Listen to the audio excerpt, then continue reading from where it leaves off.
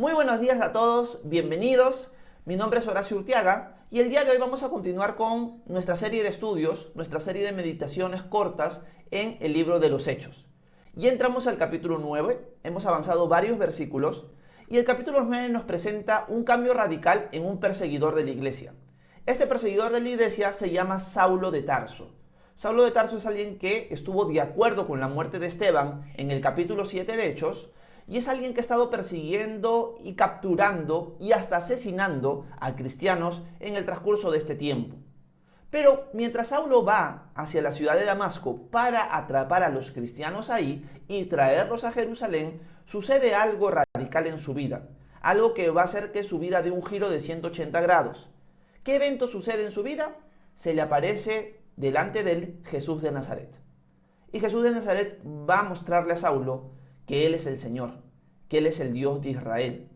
Saulo va a quedar ciego y también un poco perturbado por este encuentro, pero luego Ananías, un discípulo que es el primer momento donde lo vemos y el último también, va a ser la persona que va a hacer que Saulo recupere su vista, lo va a bautizar y Saulo a partir de ahora se va a convertir en un discípulo firme en el Señor. Este perseguidor de la iglesia, este asesino de cristianos, ahora se va a convertir en alguien que está a punto de dar su vida por Cristo. Es un cambio radical que la vida de Saulo nos enseña. Él va a ser conocido como el famoso apóstol Pablo. Así que vamos a hablar un poco acerca de él mientras Lucas nos lo narra y también un poco del apóstol Pedro en el capítulo 9. Vamos a ver cuánto avanzamos del capítulo, vamos a tratar de acabarlo. Es un capítulo que tiene mucha narrativa, así que vamos a ir analizando poco a poco, versículo tras versículo, lo que Lucas, el autor de Hechos, nos sigue diciendo de la vida de Pablo o de Saulo. Dato importante, hasta donde nos quedamos es cuando Saulo es bautizado, vuelve a comer porque él había estado en ayuno y recobra fuerzas. Es el evento final que leímos en la clase anterior. Vamos a leer a continuación qué es lo que Lucas nos cuenta con respecto a Saulo y lo que sucede después de su bautismo. Versículo 20. Dice lo siguiente: enseguida Pablo comenzó a predicar en las sinagogas, donde afirmaba que Jesús era el Hijo de Dios. Todos los que lo oían predicar se quedaban atónitos y decían: ¿acaso no es este el que exterminaba en Jerusalén a los que invocaban el nombre de Jesús? ¿No es verdad que vino acá para prenderlos y llevarlos ante los principales sacerdotes? Pero Saulo iba cobrando más fuerza y confundía a los judíos que vivían en Damasco al demostrarles que Jesús era el Cristo. Una de las cosas que Saulo hace inmediatamente luego de su conversión es meterse a las sinagogas y empezar a anunciar, usando el Antiguo Testamento, que Jesús es el Hijo de Dios, que Jesús es el Cristo, es el Mesías. Y acá hay unas cosas muy importantes de remarcar. Una de las cosas que tenemos que remarcar es la valentía de Saulo. Saulo fue alguien muy celoso en sus tradiciones antes de conocer a Jesús, pero ahora ese celo que al principio estaba enfocado equivocadamente, ahora su mismo celo está enfocado correctamente. Y acá hay un ejemplo muy bonito en la vida de Saulo. Saulo es alguien que ha sido muy apasionado en las cosas que él cree. Cuando estuvo equivocado, fue tan apasionado que mató cristianos y los persiguió. Pero ahora que ha entendido el Evangelio, ahora que ha entendido que Jesús es el Hijo de Dios, ese mismo celo que tuvo equivocado, ahora lo aplica de una manera correcta. De la misma manera, nosotros quizás antes de conocer a Jesús, antes de seguirlo, hemos tenido un celo, una pasión por ciertas cosas que estaban equivocadas. Pero ahora esa misma pasión, ese mismo celo que lo usábamos para cosas equivocadas, deberíamos tenerlo para las cosas del Señor. Y es algo remarcable en la vida de Pablo, la vida de Saulo. Su celo lo aplica ahora correctamente. Nosotros deberíamos ser celosos de nuestro Señor Jesús. Nosotros deberíamos ser celosos de lo que ahora o en quién ahora creemos. ¿Y cómo se manifiesta esto en la vida de Saulo? Se mete en la sinagoga, que era un lugar de reunión judío, y empieza a anunciar públicamente que Jesús es el Hijo de Dios. Cuando Saulo explica que Jesús es el Hijo de Dios o enseña que Jesús es el Hijo de Dios, los judíos tienen claro que se está refiriendo a alguien de la naturaleza divina. ¿Por qué lo tienen claro? Porque el judío sabía que Dios tenía un hijo. Ojo, los judíos no se veían ellos como hijos de Dios. Este es un concepto que nosotros tenemos hoy, pero que el judío del tiempo de Jesús no tenía. Ellos no se veían como hijos de Dios. Ellos sabían que decir que alguien era hijo de Dios era que era de la misma naturaleza que él. Nosotros hoy en día podemos decir somos hijos de Dios porque somos adoptados por él, pero más de eso no. Pero los judíos conocían ciertos pasajes del Antiguo Testamento, como por ejemplo Proverbios capítulo 30 y Salmos 1, donde se nos muestra, si no me equivoco es Salmos 2, donde se nos muestra que Dios tiene un hijo. Así que los judíos entendían que el Hijo de Dios era divino, que el Hijo de Dios era de la misma naturaleza de Dios. Y ahora Pablo enseña correctamente que Jesús, este hombre que vino, murió y que dicen que resucitó, es el Hijo de Dios. Pero la gente de la sinagoga se queda un poco sorprendida. Pero, ¿este hombre no era el que estaba persiguiendo a los cristianos? ¿Este hombre no era el que había venido hasta acá a Damasco para atraparlos y llevarlos presos? Y ahora nos enseña que Jesús es el Hijo de Dios y que Él es el Mesías. Porque dice que Jesús es el Cristo. Siempre que ustedes vean en la Escritura la palabra Cristo, es la palabra griega para la palabra hebrea Mesías. Mesías, Cristo y ungido son sinónimos. Ungido es en español, Cristo, Christus es en griego y Mesías, Mashiach es en hebreo. Son sinónimos. Y Pablo está enseñando correctamente, Jesús, este hombre que vino, murió y resucitó, es el Mesías. Lo he conocido personalmente. Pablo nos da testimonio de que su testimonio de él es un claro ejemplo de proclamarlo con su propia experiencia. Nosotros también podemos contarle a los demás lo que Jesús ha hecho por nosotros y cómo lo hemos conocido. Y una base importante adicional para seguir avanzando en el texto y no quedarme en este párrafo, es que Pablo usa el Antiguo Testamento para enseñar acerca de que Jesús es el Mesías. Pablo no tiene un Nuevo Testamento. Por lo tanto, es bonito conocer y es importante conocer, como cuando lo vimos con Felipe, toda la Escritura. Y vamos a ir encontrando estas joyas en el Antiguo Testamento que nos apuntan, que nos hablan acerca de Jesús. Porque recuerden esto, toda la Escritura apunta a una sola persona, a la persona de Jesús. Y es hermoso ir viéndolo desde Génesis hasta Apocalipsis en todas las páginas de la Biblia. Así que yo los animo a profundizar en la palabra de Dios para que ustedes también puedan encontrar a Jesús desde Génesis hasta Apocalipsis, como Pablo ahora lo entiende, como Pablo ahora lo ve. Pablo era alguien que conocía muy bien el Antiguo Testamento y ahora el Antiguo Testamento cobra un significado nuevo para él, porque ahora se da cuenta que Jesús está en todo el Antiguo Testamento y esto lo empieza a compartir. Vamos a ver a continuación qué es lo que pasa mientras Pablo celosamente está compartiendo de Jesús en las sinagogas. Veamos los siguientes versículos. Veamos el versículo 23. Dice, después de algún tiempo, los judíos se reunieron en consejo y resolvieron matarlo. Así que día y noche hacían guardia a la entrada de la ciudad para matarlo. Pero Pablo se enteró de sus planes. Y una noche los discípulos lo pusieron dentro de una canasta y lo bajaron por la muralla de la ciudad. Acá nos dice que después de algún tiempo, los judíos se ponen de acuerdo, sus propios compatriotas, y deciden matarlo. Lo que él hizo antes con los cristianos, ahora su pueblo quiere hacerlo con él. Después de algún tiempo, en verdad son 3 años. No es que han pasado unos días, ya han pasado 3 años entre que Pablo estuvo en Damasco, luego viaja a Samaria y luego regresa a Damasco.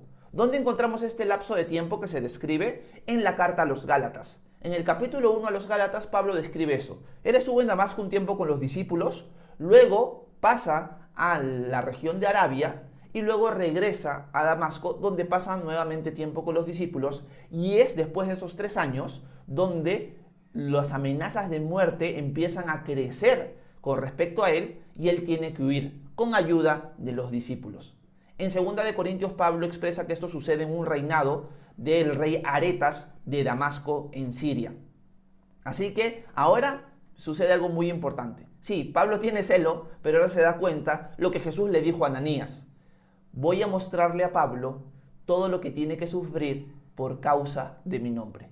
Sí, Pablo, tú perseguiste y mataste a cristianos y eso es algo que lo hiciste equivocadamente. Yo ya te perdoné por mis pecados, por tus pecados, diría el Señor.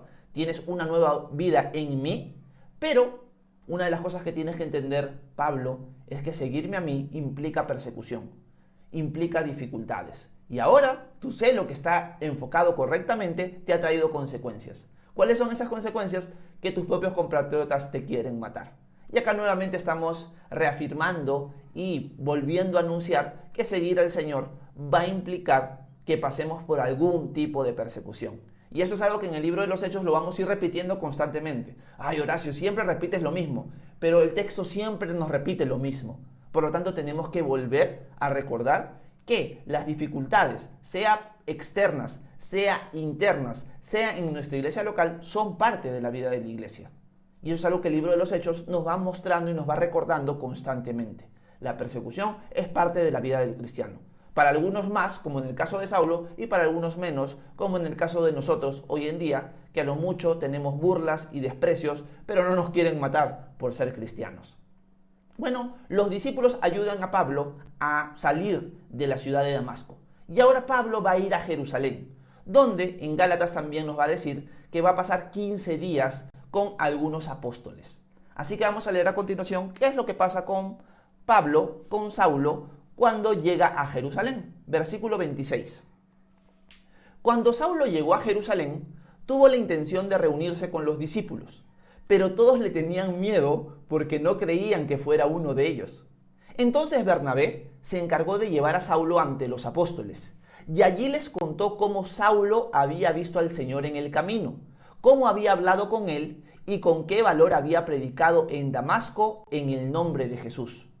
Desde entonces, Pablo pudo quedarse en Jerusalén con los apóstoles y entraba y salía de la ciudad, y hablaba con los griegos y debatía con ellos, pero estos trataban de matarlo. Cuando los hermanos supieron esto, lo llevaron hasta Cesarea y lo enviaron a Tarso. Mientras tanto, las iglesias en toda Judea, Galilea y Samaria vivían en paz y eran edificadas en el temor del Señor, y su número iba en aumento por la fuerza del Espíritu Santo. Bueno, acá nos cuenta Lucas que Pablo llega a Jerusalén. Cuando llega a Jerusalén, los discípulos, los apóstoles, no quieren juntarse con Pablo. Han oído que Pablo se ha convertido, pero realmente no lo creen. Algunos dicen, no, esta es una estrategia que él está usando para atraparnos y matarnos. Ya la fama de Pablo, por más que ya han pasado 3 años, noten esto, por más que han pasado 3 años, todavía es una fama que él ha sido un asesino de cristianos. Por lo tanto, no quieren juntarse con él, dudan de que realmente se haya convertido. Y acá nos muestra que en cierto sentido hay un poco de dificultad en la comunicación del tiempo, porque Pablo ha pasado 3 años en la iglesia de Damasco, pero aún así la iglesia de Jerusalén no confía en él. Pero hay un hombre llamado Bernabé, que él sí se arriesga, por así decirlo. El amor todo lo cree. Bernabé es el ejemplo perfecto de esa verdad acerca del amor. El amor todo lo cree, todo lo espera, todo lo soporta. Y Bernabé se arriesga, por así decirlo, y le presenta a Pablo a los apóstoles. Pablo en la carta a los Gálatas nos dice que en verdad solamente ve a Pedro. Solamente conoce a Pedro en este viaje y conoce a Jacobo. Y Pablo le empieza a contar a Pedro algunas cosas de cómo él ha conocido al Señor, y Pedro le empieza a relatar todo su tiempo con Jesús. Y en este tiempo que Pedro le empieza a contar toda su experiencia con Jesús, Pablo se da cuenta que él no tiene un mensaje nuevo, que es el mismo mensaje que Jesús le ha ordenado compartir, y que es el mismo evangelio, es las mismas buenas noticias, la que Pedro tiene con la que Pablo. Así que Pablo en cierto sentido confirma el llamado que Dios le ha dado a través de lo que Pedro le está contando, y pasa tiempo con los discípulos, ahora sí, en Jerusalén. Pero sucede algo que en cierto sentido va a perturbar a la iglesia de Jerusalén. El celo de Pablo, de su predicación, de entrar y salir de las sinagogas y proclamar que Jesús es el Hijo de Dios, va a crear una revuelta en Jerusalén. Y los judíos nuevamente quieren matarlo. Cuando los judíos quieren matar a Pablo, una de las cosas que va a suceder es que la iglesia de Jerusalén le va a decir, mira Pablo, mejor te vamos a enviar a tu tierra. Te vamos a enviar a Tarso para que estés ahí y tu vida no esté en peligro. Y los hermanos de Jerusalén lo envían a Pablo a Tarso. Pablo va a estar en Tarso aproximadamente 8 años. O sea, cuando volvamos a ver a Pablo en el texto del libro de los Hechos, ya han pasado 8 años entre que Pablo estuvo en Jerusalén y se fue a Tarso hasta cuando vuelve a la ciudad de Antioquía. Que esto lo vamos a ver en el capítulo 13 más o menos aproximadamente. En capítulo 12 debe ser, o 11, me estoy equivocando. Pero Pablo va a desaparecer de la escena durante 8 años aproximadamente. Algunas personas consideran o piensan equivocadamente que Pablo se convierte e inmediatamente empieza sus viajes misioneros como apóstol. Pero no, pasa un largo tiempo de preparación para que Dios lo llame a él a actuar como apóstol en ese momento. Y esto sí lo vamos a ver en Hechos capítulo 13. Así que no piensen que desde la conversión de Pablo hasta su predicación en viajes misioneros pasan unos días. No, pasan más de 10 años, aproximadamente 11 años desde que él se convierte hasta que Dios lo llama como apóstol, como misionero. Y esto nos puede dejar una lección importante. El Señor tiene sus tiempos para prepararnos.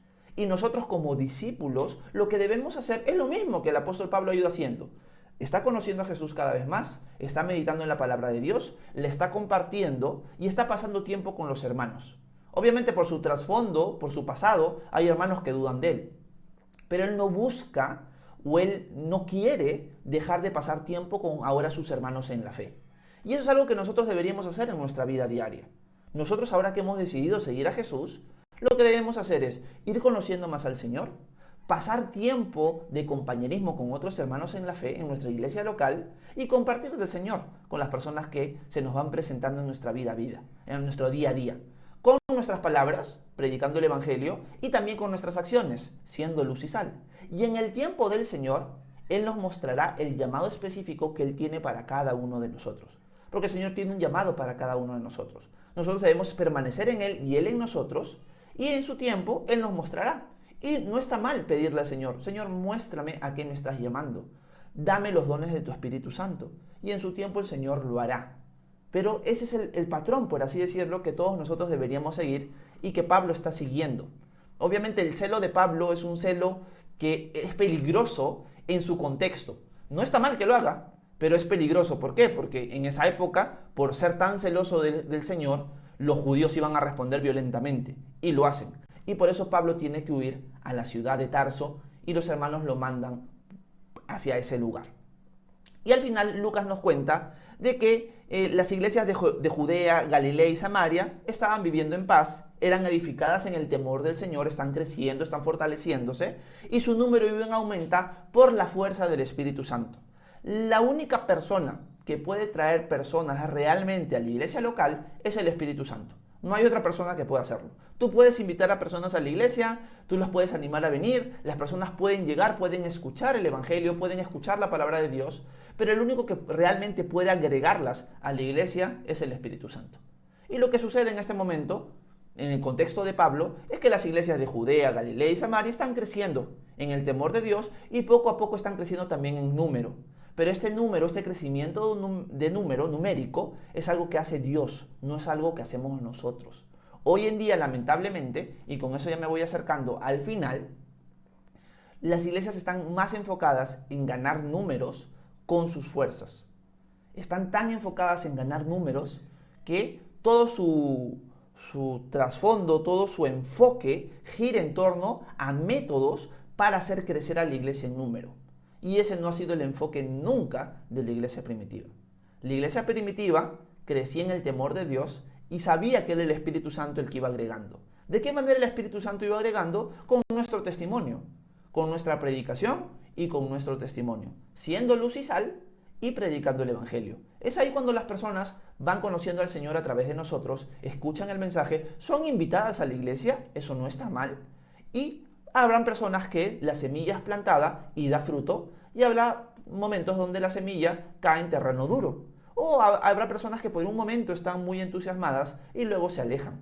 Pero es la obra de Dios, no es nuestra obra.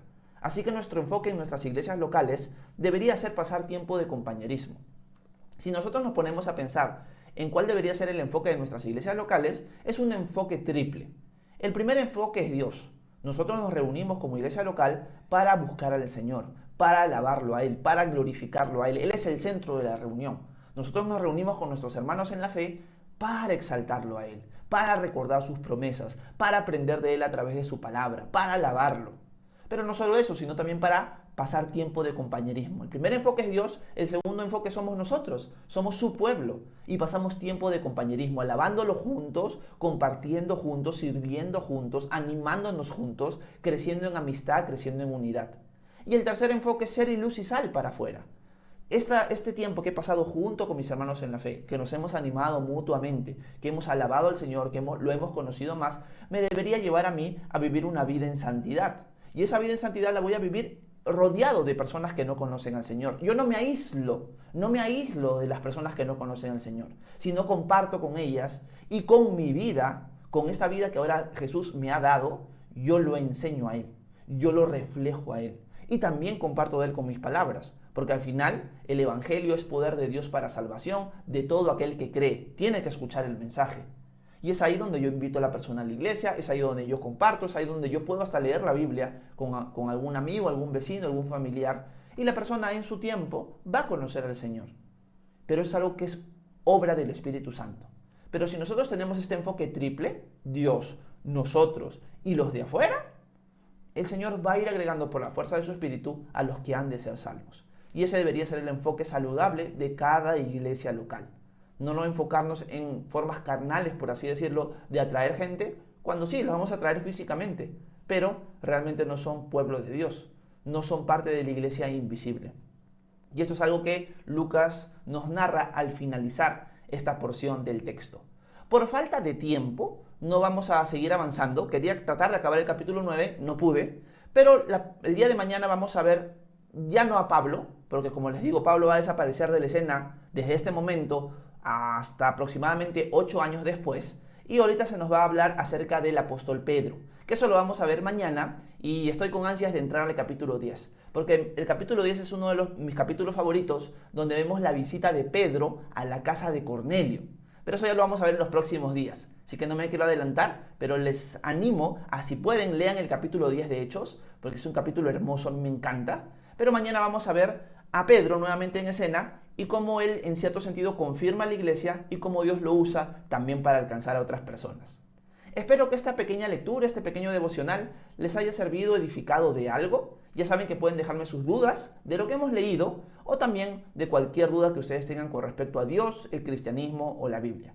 Muchas gracias por haberme prestado su atención. Que Dios los bendiga a todos.